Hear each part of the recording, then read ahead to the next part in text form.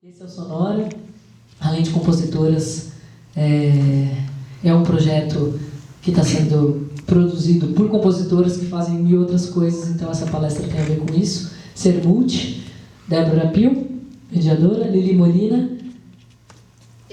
Eliana Monteiro, desculpa, e Larissa Bach. Espero que vocês curtam. Hoje tem 3 shows, Mini Lamers abrindo, depois tem Liz Carvalho e Luana Hansen. Aproveitem.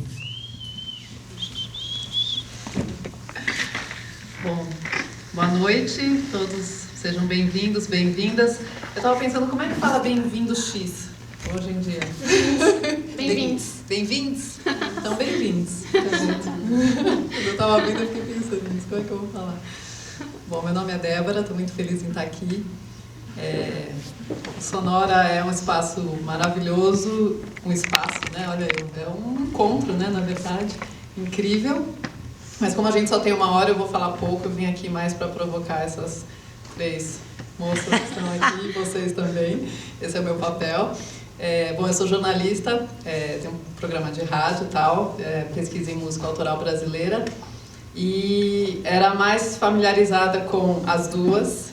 A Eliana eu não conhecia, mas eu fiz a minha tarefa de casa, estudei e fiquei encantada com o Sonora Irmão, que é o projeto que ela vai explicar. Bom, eu queria pedir, passar o microfone para vocês se apresentarem, porque eu acho que é melhor do que eu fazer os highlights assim. Pode ser? Você começa? Sim.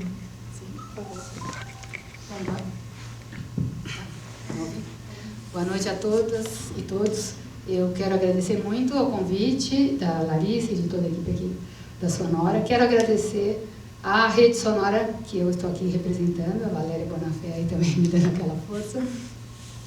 E contar um pouquinho, quer dizer, eu sou pianista, sou pesquisadora e tenho uma pesquisa já desde 2005 em mulheres compositoras. Eu sou da música erudita, né, a música clássica.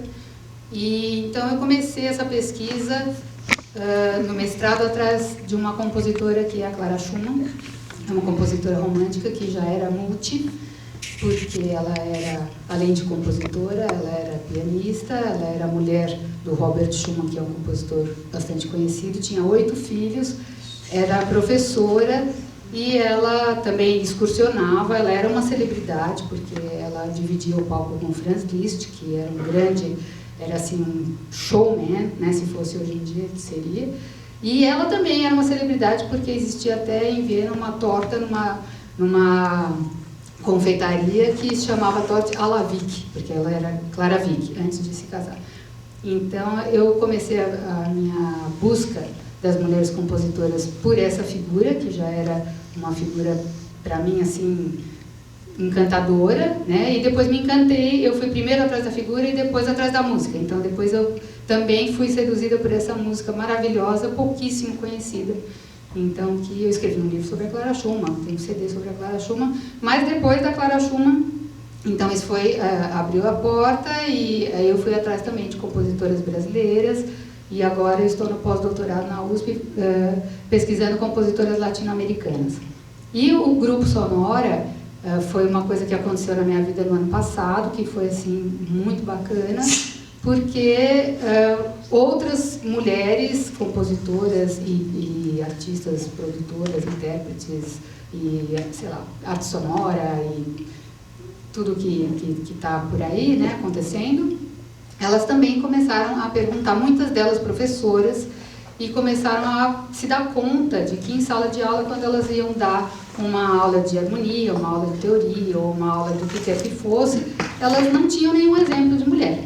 Então, elas tinham exemplos de todos os estilos, de todas as linguagens, tudo com homens, e falavam, gente, mas onde é que estão as mulheres? E aí essa pergunta rolou e nós fizemos então o primeiro encontro, que foi em abril, na USP, no ano passado, e aí a gente então formou a Rede Sonora, que começou com um grupo onde cada um trazia 3 exemplos, e então cada um fazia uma lição de casa, trazia 3 exemplos de mulheres que, com a biografia, com a obra, a gente fazia sessão de escuta, a gente fazia uma discussão a respeito disso, e depois disso a gente começou a abrir então o leque, porque a gente viu que a gente precisava também de um embasamento do porquê que essas mulheres ficaram desconhecidas, então a gente precisava de um embasamento também da luta feminista, então a gente começou a ir atrás de textos que falassem de feminismo. Daí nós começamos também, nós vimos que a gente tinha um conhecimento pequeno acerca disso, então começamos a trazer convidadas que pudessem nos falar, convidadas e convidados, que pudessem nos falar acerca de feminismo. Aí a gente acabou fazendo 2 séries, que é a série Visões, que é ligada ao feminismo, a série Vozes, que é para trazer pessoas da música especificamente, que falem do seu trabalho. Aí a gente fez um site, enfim, e aí a gente está nessa busca aí, fazendo uma série de coisas, não especificamente ligadas à pesquisa, mas muito ligada à pesquisa, sim, porque a gente faz grupos de estudo, a gente faz sessões de escuta contínua, a gente tem reuniões semanais, então é essa história aí. Então, aí o que aconteceu foi que a Larissa um dia nos contatou e falou, gente, nós vamos fazer um evento sonora, e nós descobrimos que vocês também são sonoras. Somos irmãs. Então, a gente quer saber como é que a gente pode fazer uma coisa conjunta, então eu estou agradecendo muito, porque realmente a proposta é muito parecida, né? Porque o que a gente quer é realmente dar visibilidade para essas mulheres, porque não é que elas precisem começar a compor, nem começar a... Não, elas estão aí desde sempre. Espera espaço mesmo, visibilidade, né? O que a gente precisa conhecê-las, né? E qual é o site? Porque, gente, essa tarefa de casa que eu fiz, assim, eu fiquei encantada com o conteúdo que vocês disponibilizam, de vídeos, de livros. Sim, o site é www.sonora.me. Vale muito conferir. ME. Ah, microempresa. Boa noite, meu nome é Lili Molina, eu não sou compositora, eu sou produtora e estou aqui porque eu me convidei mentira. A Larissa entrou em contato comigo porque eu produzo a Lucinha Tambo, um dos artistas que eu produzo, uma das compositoras que eu produzo. E aí a gente conversou uma série de coisas, uma série de questões. Eu fiquei encantada com esse projeto, porque realmente a gente precisa dar visibilidade e voz para as compositoras mulheres, porque eu também estou cansada de ouvir uma série de pessoas que a gente convive, né, nesse meio, nesse mercado musical, que não tem nada de novo, não tem música nova, não tem compositor novo, não tem compositora nova. Aí eu falo, onde estão essas pessoas? O que essas pessoas estão ouvindo? Né? O que elas estão fazendo da vida delas que não estão pesquisando? Porque hoje em dia eu acho que é isso. Mas eu sou jornalista também formada, eu trabalho com produção há 27 anos. Há 17 anos eu trabalho na área de música. Entrei absolutamente por acaso na área de música. Eu sempre fui aquela pessoa, em casa a gente sempre ouviu muita música, eu sempre fui ligada a isso, de tocar, parará, mas nunca quis seguir carreira, nada disso. Mas era aquela pessoa ficha técnica, né? Que via o disco e sabia o produtor, o fulano que tocou com o ciclano, parará. E achava que isso era uma coisa absolutamente normal, que todo mundo fazia isso. E aí você vai descobrir que não, né? Isso é uma vertente sua. Então, quando eu montei a minha empresa, quando eu resolvi viver por conta própria, eu montei uma empresa que ela pode fazer qualquer coisa. Ela podia fazer produção de qualquer coisa. Nasceu multi já. Ela podia fazer, porque eu trabalhei com cinema, trabalhei com publicidade. Eu fiz jornalismo, mas eu nunca trabalhei muito como jornalista, né? Atuei muito pouco como jornalista, porque eu já trabalhava com produção quando eu fiz a faculdade. Eu fiz publicidade, trabalhei com produção em publicidade, produção em cinema, produção em TV, produção em revista. E aí, quando eu montei a minha empresa, era para ela ser um pouco de cada coisa, assim, atingir. Só que eu já tinha feito algumas produções dentro da música e alguns amigos me procuraram para fazer isso. Quando eu vi, eu entrei e não saí mais. Foi isso que aconteceu. Aí eu fui produzindo, fiz uma série de... Né, além de produzir alguns artistas, né, a carreira da Selmar, Nausete, Rômulo Frois, Bruno Moraes... Kleber Nori, Regina Machado, uma infinidade de artistas que eu já trabalhei. Fiz já alguns projetos. Dentre esses projetos todos relacionados à música. Durante 5 edições nós fizemos um projeto chamado Semana da Canção Brasileira, que aconteceu em São Luís Paraitinga. Uma das produtoras, a gente fazia em 5 produtores, né? Cuidávamos em 5 produtores. Uma das produtoras está até aqui, a Renata. Fizemos também um outro projeto juntas, que foi o Coreto Paulista, que era um projeto de bandas sinfônicas, e bandas de coreto, que a gente era com apoio da Secretaria Estadual de Cultura, e a gente fez por 2 edições em Serra Negra e uma edição em Tatuí. E alguns outros projetos. O último projeto que eu fiz agora foi o Rotações, que a gente fez ali. Eu levei para o SESC, era um projeto do Ramiro Zuetti e do Felipe Luna, que eles começaram fazendo no Centro Cultural da Juventude, e eles me procuraram e eu levei ele para o SESC. A gente fez por 4 anos no SESC Santana, mas como o projeto não é do SESC, o SESC cortou o projeto, então a gente vai ter que levar para outro lugar. Esse projeto é um projeto super interessante, porque são discos que estão fazendo 40 anos, e a gente convidava alguns artistas da cena atual para interpretar o disco inteiro. E passou várias pessoas ali, passou a Cel, Curmin, Rômulo Frois, Léo Cavalcante, Karina Burr, Nelisa Assunção. Nelisa Assunção, o Hélio Flanders com a Cida Moreira, depois o Vanguard também. O Lucas Santana fez o Gil? Não, o Lucas não. O Lucas acabou não fazendo. Felipe Cordeiro fez.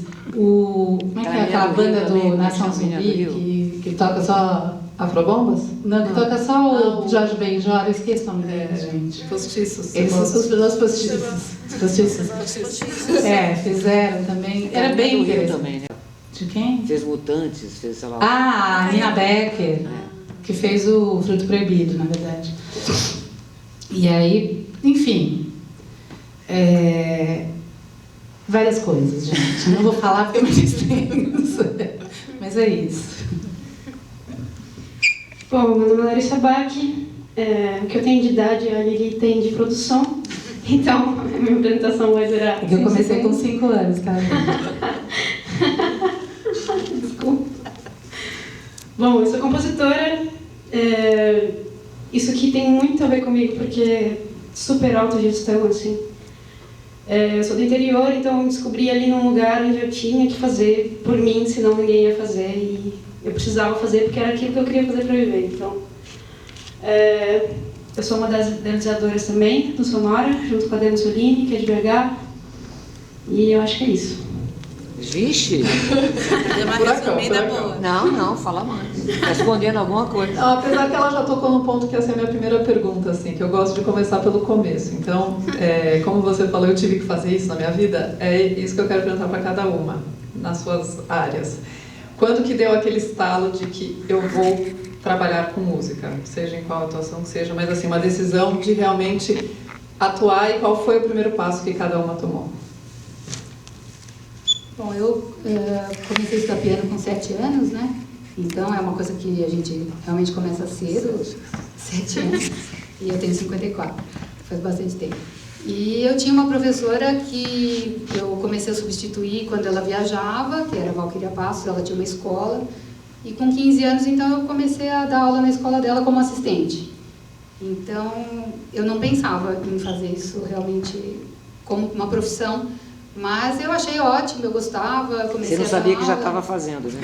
Não sabia que já estava fazendo. Mas eu gostava, eu também precisava ganhar o dinheiro, eu achava legal, foi me dando uma certa independência, e só que eu achava que ia fazer engenharia, porque o meu pai é engenheiro, meu irmão é engenheiro, agora eu tenho uma filha engenheira, então ela tá subindo aí esse lado, que era um lado que eu também gostava e achava que ia fazer. Mas eu realmente foi uma coisa assim bem natural, porque eu me envolvi. E depois, quando chegou na época de vestibular, assim, eu falei, não, acho que eu vou esperar um pouco para prestar o vestibular. E acabei o colegial, fiquei 2 anos só dando aula, e achei que era isso aí mesmo, fazia concurso, né, de piano, essas coisas. E aí foi indo, e aí depois, acho que eu comecei a fazer a faculdade depois de uns 3 anos, assim, que já estava aí na vida, tinha 200 milhões de alunos, não só na escola, aluno particular para lá, tocando. E foi isso aí. Só, eu acho que eu fiquei muito assim no âmbito do dar aulas e tocar, e me casei, né? Meu marido está aí, o Mário Sérgio, casei com 22 anos, e a gente tem 2 filhas lindas, a outra é pedagoga, e Só que aí depois que as filhas cresceram um pouco, eu senti a necessidade de voltar para a universidade, porque eu me sentia um pouco sozinha. Um pouco assim, muito com criança, ou eu estava no palco sozinha, quando eu tinha recital, ou então eu estava com as crianças, que é uma delícia, que é ótimo, mas eu sentia um pouco falta de estar com outros músicos. Para trocar. De saber o que estava acontecendo. Também tem uma coisa que na música erudita eu acho que difere da música popular, então eu acho que é interessante falar, que a música erudita está muito ainda no âmbito da universidade. Porque os próprios compositores, né, a Valéria aqui pode falar, é muito difícil você sobreviver como compositor, como é também muito difícil sobreviver como pianista. Mas acho que como compositor é mais difícil ainda, porque pianista sempre você acompanha um aqui, você faz um cachê ali, né? Então as coisas rolam mais fácil. Mas os compositores estão muito dentro da universidade, porque é uma maneira de você ter um salário também, né? Então, de ter uma coisa assim garantida. Então eu senti a falta desse ambiente e aí eu fui, então depois que as filhas cresceram, voltar para a universidade, que foi em 2005, com mestrado, doutorado, e aí estou lá até hoje. Eu acho que o primeiro trabalho que eu fiz com música foi em 97. Eu trabalhava em outra área, eu trabalhava no canal rural, gente, com marketing rural. Falando de herbicidas. Tudo a ver comigo. Lendo cadernos agrícolas. E aí lá no canal rural eu conheci um cara que trabalhava comigo, que era baixista, e ele veio e falou assim, e a gente está com um trabalho de um compositor, Kleber Albuquerque. Quem era o baixista? Ele nem tá no meio mais. Décio... Enfim, ele não tá mais no meio. Mas enfim, ele era amigo do Kleber, o Kleber estava sendo produzido pelo Mário Manga, não tinha ninguém, não sei o quê. Ele falou, você não quer dar uma força, escrever um release, a gente precisa colocar ele num programa de rádio, ele não tem nem release, nada. Aí eu falei, tá bom, eu fiz o release para ele. A gente precisa de Aí eu peguei, tinha um programa dentro do canal rural que chamava Estúdio Rural, que era o Renato Teixeira que apresentava. Eu coloquei o Kleber para tocar lá dentro. A gente precisa fazer um show, porque antes de fazer o show de lançamento, aí, quando eu vi, eu estava produzindo o Kleber Albuquerque, mas dentro do canal rural, então não era uma coisa... Daí eu não fiz mais, porque eu fui chamada para fazer um filme no Nordeste, que fui fazer a produção de um filme que eu fiquei 2 anos morando em Fortaleza, e lá eu resolvi montar a minha empresa, que foi essa empresa que era a Multi. Mas eu tinha um amigo aqui que estava querendo...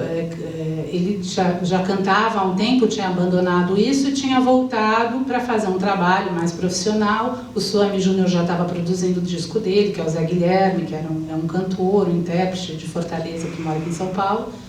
E ele ficou no meu pé. Eu lá em Fortaleza, ele me ligava, que ele morava aqui em São Paulo. Não, você vai produzir o meu trabalho, você vai produzir o meu trabalho, eu te espero. Então, quando eu cheguei, eu comecei a produzir o Zé Guilherme. Só que eu não conhecia nada. Eu comecei desbravando o mercado, que em 99 era bem diferente do que é hoje, né? Para vocês terem uma ideia, a internet era discada.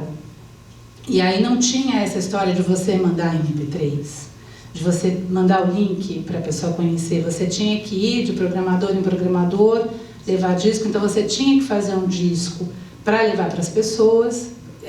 Precisava ter um disco, ou então você gravava material, mas tinha que ter material, tinha que ter tudo impresso. Então, quanto mais bonitinho, mais interessante você fizesse o material, mais ele era chamativo, tinha um pouco disso.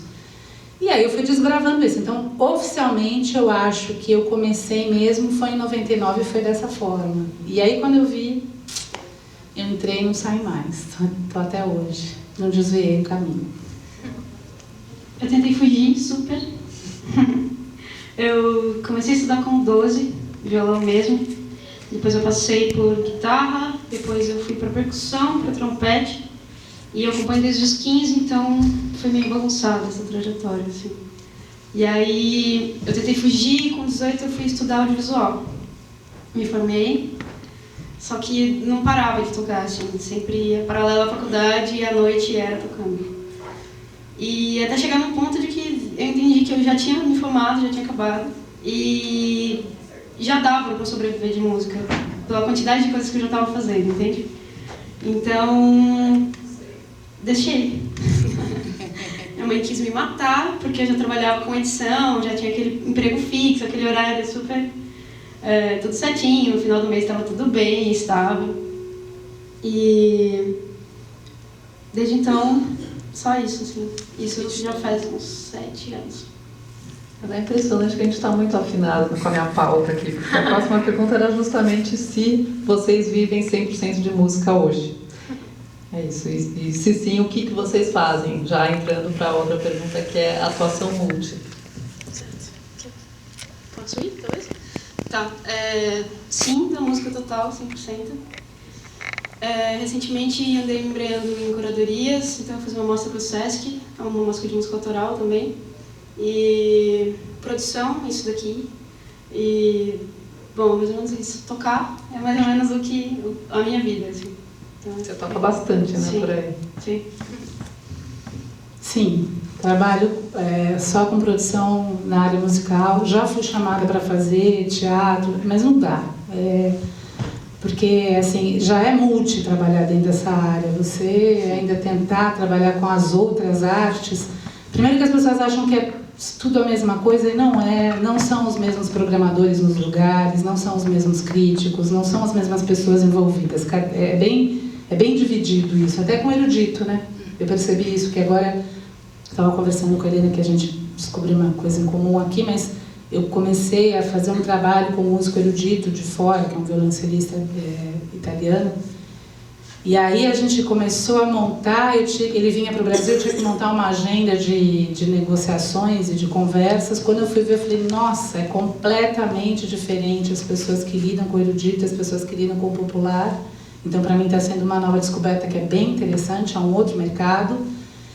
Mas é isso, vivo de produzir alguns artistas. Atualmente eu trabalho com a Lucinha Tumble, com a Elis Skind, que faz música para criança, eu trabalho há 17 anos já com ele.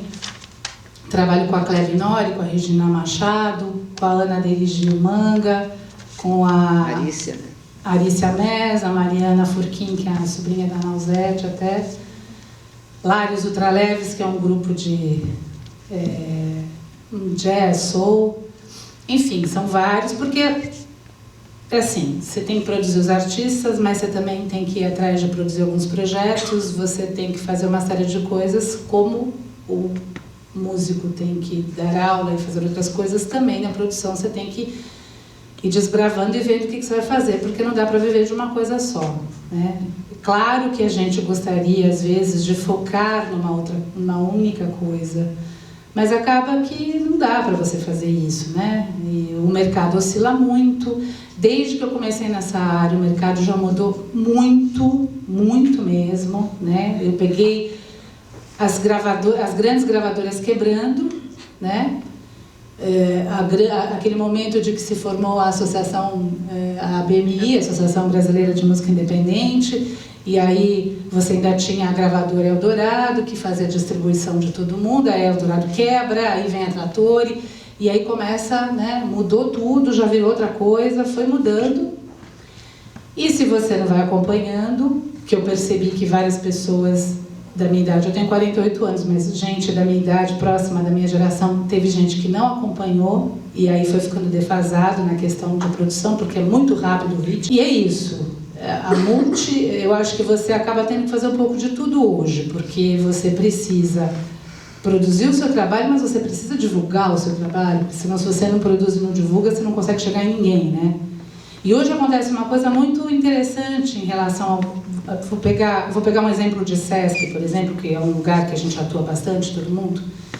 Quando eu comecei, o Sesc tinha a preocupação de mostrar a pessoa nova que está chegando, e aí, como eles já tinham o público deles, eles faziam um trabalho com o público deles, ok, que você apresentasse, tivesse 10 pessoas na plateia, porque era formação de público. Hoje em dia, os programadores, quando você leva um trabalho, falam assim, quanto que você consegue trazer de público? Então, além de tudo, você tem que levar o público. De uma pessoa que acabou de lançar, que ninguém conhece, que nem ninguém nunca viu, aí você faz aqui público.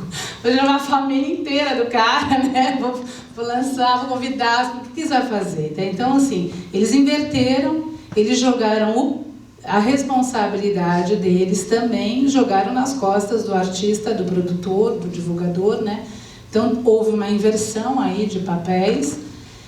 E aí você começa a ficar cada vez mais multi mesmo. É isso que eu ia falar. E a partir dessas necessidades do mercado que nós profissionais que estamos mais ligados ou à comunicação, ou à produção, a gente acaba respondendo. Né? Então, assim, precisa divulgar, então tá. O que eu preciso fazer? Uma assessoria estratégica, vamos colocar nas redes sociais, vamos criar esse público antes, fazer um trabalho com o artista antes de fazer o show no Sesc, então. Exatamente. Né? Então, acho que esse é um ponto interessante da gente, assim, frisar um pouco de como que essas nossas funções multi aparecem. É muito em resposta mesmo, né? A demanda, as necessidades. E aí é o que a gente estava conversando antes, que às vezes não tem nome, né? Não tem nome. Você fala, o que você faz? E você já deve ter ouvido uma coisa que eu já ouvi. Da pessoa perguntando assim, não. Quantas pessoas tem na sua equipe? Aí às vezes eu fico com vergonha de falar que sou só eu e mais algum outro. Tem umas 8 pessoas. Pensa quantas Porque se dentro fosse de cada você. um fazer uma função, seriam umas 8. Tipo isso. 6 delas são você, né? É isso, total. Cada vez mais que você. Bom, eu na música erudita, eu acho que, assim, eu não sou um caso que vivo de tocar, e conheço poucos que realmente conseguem viver de dar concerto. É muito difícil mesmo, a não ser que você consiga, por exemplo, eu tenho um duo com a Clarissa Cabral, que é uma cantora que é do coro da USESP. Então ela tem um salário do coro da USESP, trabalho que nem uma maluca, porque também fora o coro da USESP também ela quer fazer os trabalhos pessoais, que são o sonho da vida dela. E aí a gente se juntou para fazer isso. O nosso duo também divulga mulheres. Mas eu sempre dei muitas aulas, né?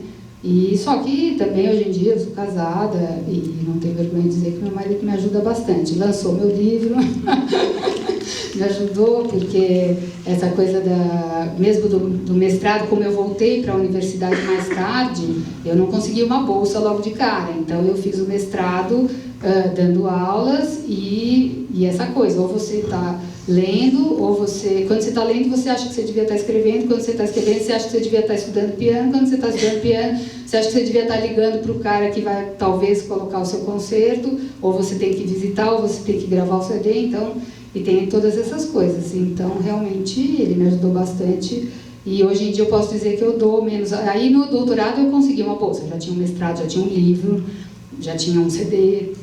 Então, aí era essa coisa de já poder mostrar um trabalho. Então, aí eu tive uma bolsa da FAPESP, que é uma bolsa que me ajudou bastante, porque além de ter ali uma coisa que não era muito, que pingava todo mês, mas também tinha uma reserva técnica que eles possibilitam que você viaje, vá para congressos, compre computador. Então, isso foi uma coisa bem legal. Então, essa foi a época que eu tinha, assim, vamos dizer... E aí eu reduzi um pouco também o número dos meus alunos. E hoje em dia eu já não dou mais, como já teve épocas que dei muitas aulas, ia da casa de um para casa de outro, ou então na minha casa tinha um número de alunos suficiente para a vizinha ficar maluca e querer te matar, né? Então hoje em dia, graças a Deus, estou mais numa paz aí. Mas essa coisa... Não é nem bateria, né? Se fosse bateria... Mas piano pode incomodar bastante. Pode ser, é um instrumento percussivo também. Mas ainda, de qualquer maneira, essa coisa de você, enquanto está escrevendo, acha que devia estar lendo, enquanto está lendo, você está tocando piano, isso é sempre mesmo, né? E quando você está fazendo tudo isso, você acha que você devia estar com seus filhos ou com seus pais, que já estão velhos. Mulheres. Tem um debate sobre a culpa da mulher. Né? Bom, mergulhando agora no nosso universo de mulheres, eu queria que vocês falassem vantagens e desafios de serem mulher no campo de atuação de cada uma. Todas. Todos os desafios, todos os dias, eu acho, né? Vivências mesmo, sei lá. Estou ali no show, aí, enfim. De técnico te subestimar por você estar levando um pedalboard e de repente, deixa que eu mostro pra você, deixa que eu equalizo pra você, talvez você não saiba, sabe? Não ouvi isso, mas a atitude deles é muito essa, quase sempre. E como você reage? Deixa comigo, eu sei, tá tudo bem, assim.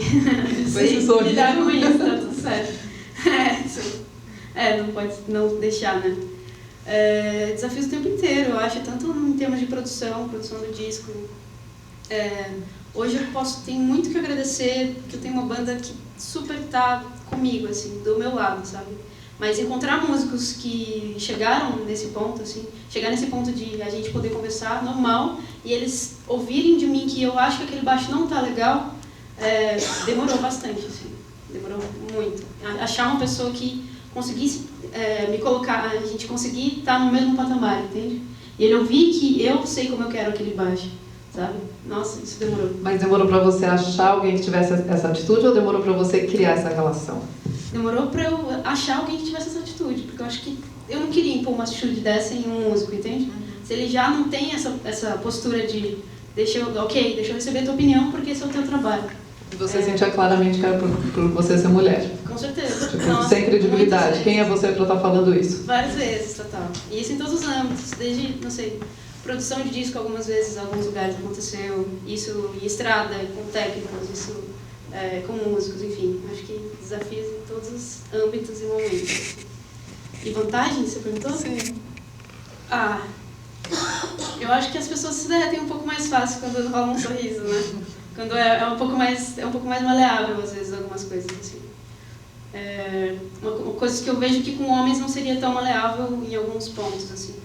Tipo, se você olhar para um técnico de som e falar, por favor, você pode abaixar um pouco? E ele te entender e falar, ok, sabe? Com um tato, que eu sei que com um homem, de repente, eu já vi não acontecendo com o mesmo tato, sabe? Óbvio que não é uma postura que eu acho admirável, porque óbvio que é tudo muito igual, porém... Não, fatos aqui. A gente vai tentar não julgar, tirar a culpa, julgamento, a gente vai tentar. Mas é mais para sentir a experiência de cada uma, porque a gente sabe que acontece muito, né? Com certeza. Eu acho que, assim, vantagem para a produção eu acho absolutamente interessante, porque eu acho que é uma profissão que ser mulher, eu acho... Porque como a gente tem essa história multi mesmo, né? Tá cozinhando, você tá vendo isso, faz um monte de coisa ao mesmo tempo, tem essa vantagem na produção. Eu acho que você tem um olhar diferente, é o olhar de já ver várias coisas ao mesmo tempo. Você tá conseguindo falar no telefone enquanto... Porque eu faço isso bastante, né? O tempo inteiro. Tá no telefone enquanto você tá digitando alguma coisa, enquanto você tá, né? Enquanto você já tá pensando em outra coisa. Então eu acho que... E a visão geral das coisas, porque você tem que ter uma visão de cada detalhe, né? Que é uma coisa bastante feminina, eu acho isso. Então eu acho que isso ajuda muito para a produção. Agora, eu acho que, assim, dentro da produção, dentro da música, eu já tive uma vantagem nesse sentido de não ter tanto preconceito, porque eu já cheguei mais velha. Eu já comecei com a produção na área de música com 30 anos. E eu levei as lambadas lá atrás, quando trabalhei com publicidade e cinema, que foi uma grande escola, porque com publicidade e cinema, produção é muito hierárquico, né? Você, por exemplo, no cinema, um produtor jamais fala com o diretor. O máximo que ele consegue chegar é no assistente de direção. O diretor nem olha para a sua cara. Então já tem isso. E é um mundo absolutamente machista. Então eu tomei as lambadas lá, de você ter que coordenar uma produção de um cenário, né? Você está montando para uma gravação de uma produção de publicidade. Então, uma equipe toda masculina, eu era super garota e ter que conduzir aquilo e aprendi na raça. Então, quando eu cheguei na música, foi muito mais fácil porque eu já sabia ter a postura de... Eu sei que as pessoas no mercado me enxergam muito séria e muito brava. E eu acho maravilhoso isso. Depois que elas me conhecem, elas não entendem nada disso. Mas eu acho legal porque você já se impõe, você já coloca, já fala. Então, dificilmente eu não lembro de nenhum fato de chegar num lugar, numa produção, e o técnico de som de me desrespeitar, ou o road me desrespeitar. Não tive isso, né? Porque eu aprendi a... E eu peguei uma cena que me chocou, que foi 2 anos atrás, uma virada. Não sei se todos aqui conhecem a Florência Saravia, que é uma técnica de som. É uma super técnica de som também. E eu trabalho já há algum tempo com ela. Ela é uma carioca que mora aqui em São Paulo. E a gente pegou um palco, que foi o palco do Rotações, que a gente levou para a virada. Ali o Lucas Santana fez. Ele fez o Raul. Eu tava lá. Você foi, né? Com minha mãe. Ah, lá. E aí, desse palco, eram 13 shows, eu produzi 8 shows. E aí eu fechei uma equipe meio fixa para esses 8 shows, para a coisa funcionar. E a Florência fez o som dos 8 shows. E no show do Rômulo, a Florência estava também... Porque a gente teve buracos entre esses 8 shows, não foram 8 shows seguidos. E a Florência estava cuidando do Felipe Cato no outro palco. Ela falou assim, Lili, eu vou atrasar 15 minutos. Então fala pro cara já ir, pro técnico que tá aí, já ir levantando tudo, que eu vou chegar e continuar. E ele pediu, o cara fez. Quando a Florência chegou, o cara ficou puto com a Florência. E aí ele pegou e zerou a mesa de novo, ela teve que começar tudo de novo. E aí quando ela foi mexer, deu um problema na mesa, eu sei que o dono do equipamento saiu do outro lado, ele veio, eu tava do outro lado, eu vi a cena, ele veio, mas ele falou um monte, eu vi a Florência tem esse seu jeito delicadinho, assim, a Florência foi ficando. Cara, eu levantei, eu vim, falei um monte pro cara, tirei o cara, falei, olha, você baixa seu tom, você tá falando assim com ela porque ela é mulher, que se ela não fosse ela.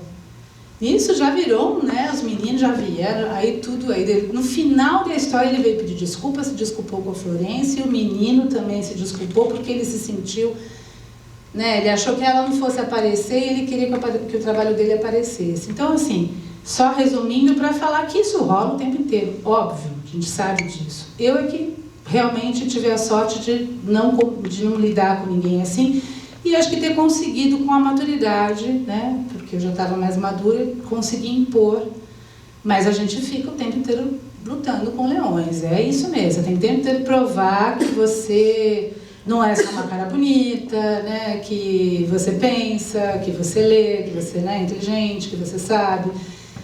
Tem as cantadas, obviamente, né, principalmente de contratantes, e você tem que dar, né, fingir que não está percebendo. e lidar de uma forma séria na história. Eu acho que é por isso que eu fui por esse caminho de ser séria e colocar uma postura de brava, porque desse jeito também a pessoa nem tem até um pouco de medo de querer falar alguma coisa.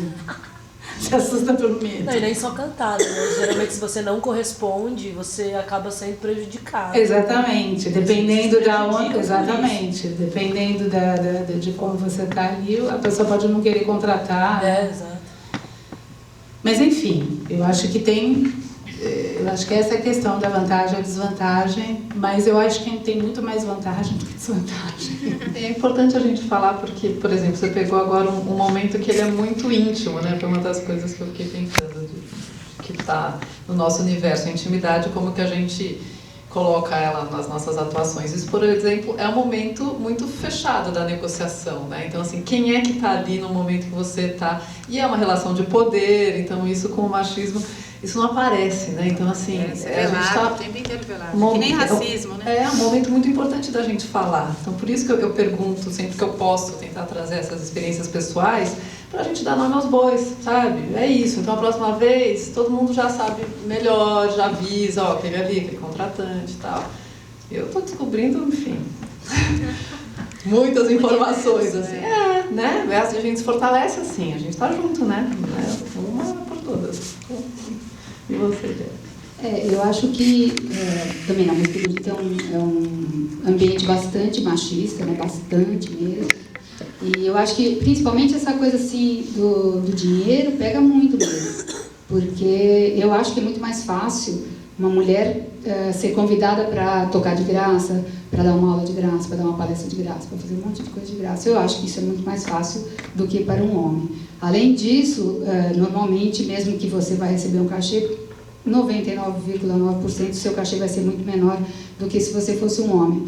Eu recebi um francês aqui um tempo que esteve aqui para ver querendo fazer projetos culturais e tal, e aí eu perguntei para ele como que era isso na França, essa coisa dos salários das mulheres e dos homens, não só na música, e ele falou que as mulheres recebem 25% a menos do que os homens na França hoje, e na mesma função, na mesma empresa. Ele falou porque todo mundo sabe que não é assim que funciona, mas a desculpa é que a mulher não vai se dedicar tanto tempo quanto o homem porque ela tem as coisas da casa e de filhos e não sei o quê.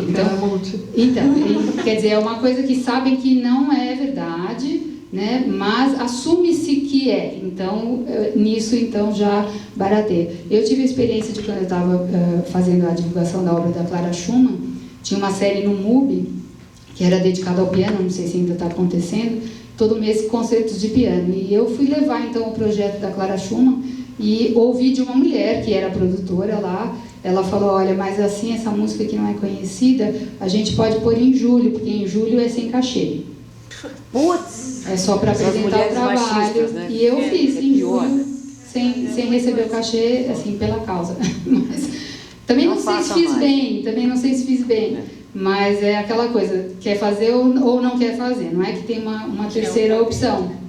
Né? Então, se você quiser mostrar, você vai mostrar num horário que não tem cachê. Eu nem sei se era verdade que não tinha cachê em julho, mas de qualquer maneira... Ela deve ter embolsado teu cachê. Mas quem nunca também, né? Justamente nessa questão de, poxa, uma coisa que eu amo fazer, né? Eu vou deixar de fazer, mas por outro lado, a atitude não faz isso mudar, esse padrão. Então, não é fácil, não é uma decisão fácil, né? Com certeza. Bom, tem alguma pergunta? Gente, está todo mundo tão próximo aqui, vamos participar. Tem várias? Ou relatos também, né? Tanta mulherada aqui para falar. E todo mundo, eu sei que atua. A Lucinha tem um relato interessante, porque ela foi a primeira mulher a assumir uma guitarra.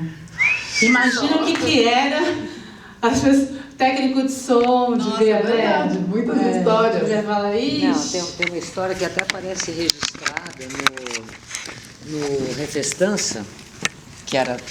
Eu estava na banda do Gilberto Gil, né? E era Gilberto Gil e Rita Lee, mas eu na banda do Gil, né? E tinha a versão do Get Back dos Beatles, que era o de leve, né? Que é a versão do Lulu Santos. E tinha acho que 2 solos, uma coisa assim. E na hora ele até fala, né? Fala, de leve, Lucinha, né? Ele nunca foi machista comigo, pelo contrário, Gil. Que eu achava que eu não tocava grande coisa, que não sei o quê, dei uma parada, ele me fez voltar a tocar. Isso eu devo a ele. Pegue sua guitarra, traga, não sei o quê. Toque sua guitarra. Toque, um amor, né? Querido. Aí tem uma hora que ele fala, tá no disco, de leve, Lucinha. Aí você vê que o solo começa baixinho. O cara tinha botado a guitarra lá embaixo, tipo... para, aí fala tem isso.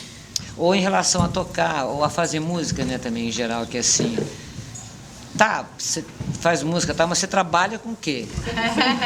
Isso é um clássico. Isso é ótimo. Não, tem até a ver, porque às vezes tem meses que você não vê nada, tem meses que você ganha super bem, outro também legal, de repente mais ou menos, é uma montanha-russa. E você tem que gostar muito para ficar. Pra resistir. O bem que isso te faz, né? Espirituais, emocionais, enfim. Né? Tem que compensar, pode estar compensando. Não é fácil, não, mas compensa. Você quer falar, Camila? Então, eu tenho uma banda que só tem meninos também. Só tem homens e não sei porquê. E isso tem me incomodado cada vez mais, porque acaba que realmente é predominante os homens nessa profissão. O número de homens, e na verdade a gente tem que cada vez mais dar espaço para as mulheres, que tem muitas, como a gente, né, elas só não aparecem, mas existem mudando, muitas. Por enquanto. Tá mudando, mas ainda falta muito, né? E a última turnê que eu fiz, que foi Franca, Ribeirão e São Carlos, tinha uma menina no rolê, que ela é amiga dos meninos, e ela foi dirigindo, tipo, ela não tá nem na banda, só foi dirigindo. Meu, aquilo me trouxe um conforto tão grande, assim, sabe? De estar com ela dirigindo no rolê, só de ela estar no rolê. E eu comecei a conseguir dar mais pitaco nas coisas, consegui falar, assim, ela nem precisava falar muito, mas eu me senti mais empoderada, assim. E aí, depois do último show de Franca, gente, isso é um relato bem segredo mesmo, falando aqui geral. Só tá transmitindo ao vivo também, tá tranquilo. Inclusive Franca também tá Alô, Franca, né?